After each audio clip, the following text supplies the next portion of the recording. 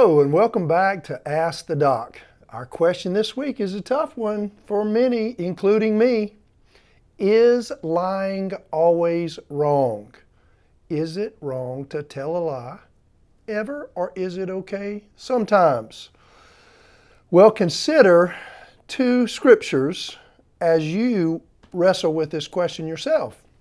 Leviticus 19:11 says, "Do not steal, do not lie, do not deceive one another." So at first glance, it's very clear that it's never right to lie, based on Leviticus chapter 19, verse 11. But understand, all Christians do not agree on how we should answer this question, and all Christians do not agree that it's always wrong to tell a lie. Let me explain why. Remember the book of Hebrews chapter 11? Hebrews chapter 11 is what we like to call the Hall of Faith, kind of like the Hall of Fame of Christians. And what I mean is, there's a list of people that have gone before us, and their lives are to be testimonies to you and me of how to live on target for God. One of those is Rahab. Rahab, her story is in the book of Joshua, mostly.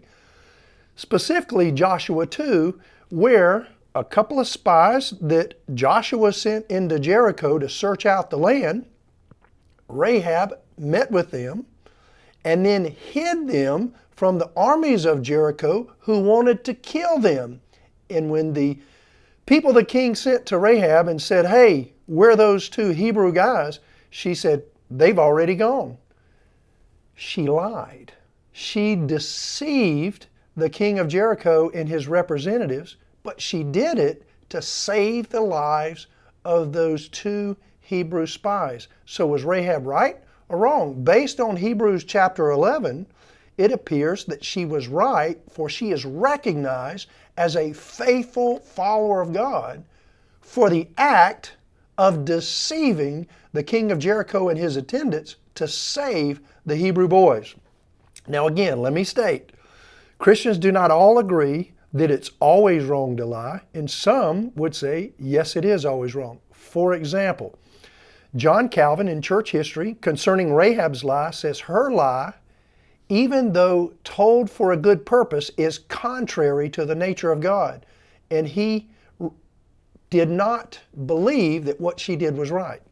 St. Augustine also believed that Rahab was wrong for lying, even though she saved the lives of two of God's people.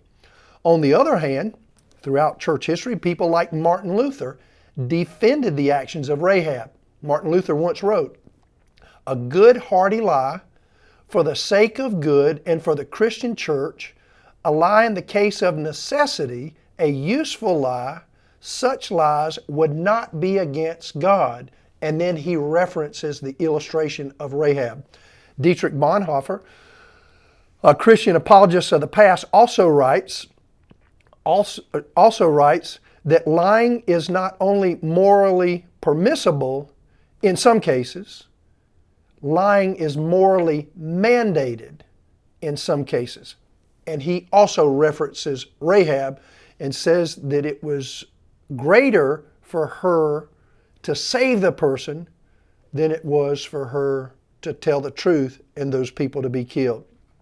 Dr. Hanegraaff, also referred to as the Bible Answer Man, writes, "While the Bible never condones lying for the sake of lying, it does condone lying in order to preserve a higher moral imperative.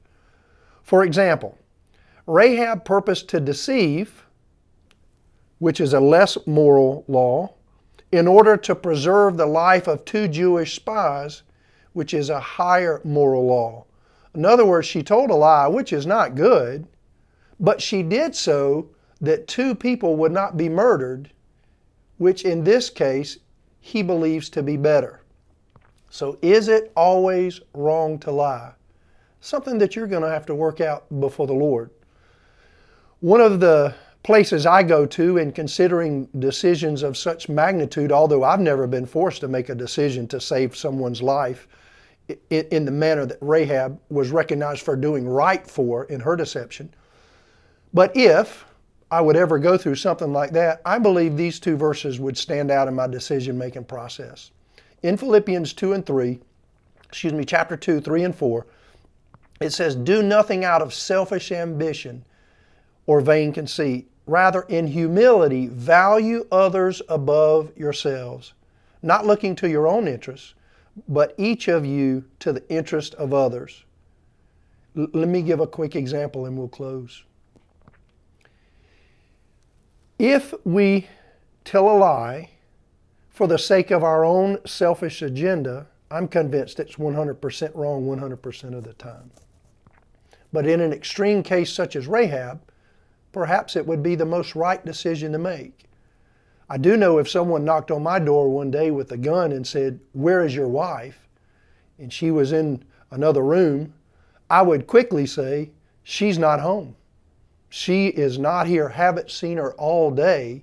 I would do what I could to save her life because the law of love, I believe, supersedes all other laws. After all, the law can be summed up, Jesus said, in two simple statements. Love God with all your heart, soul, mind, and strength, and then love your neighbor as yourself.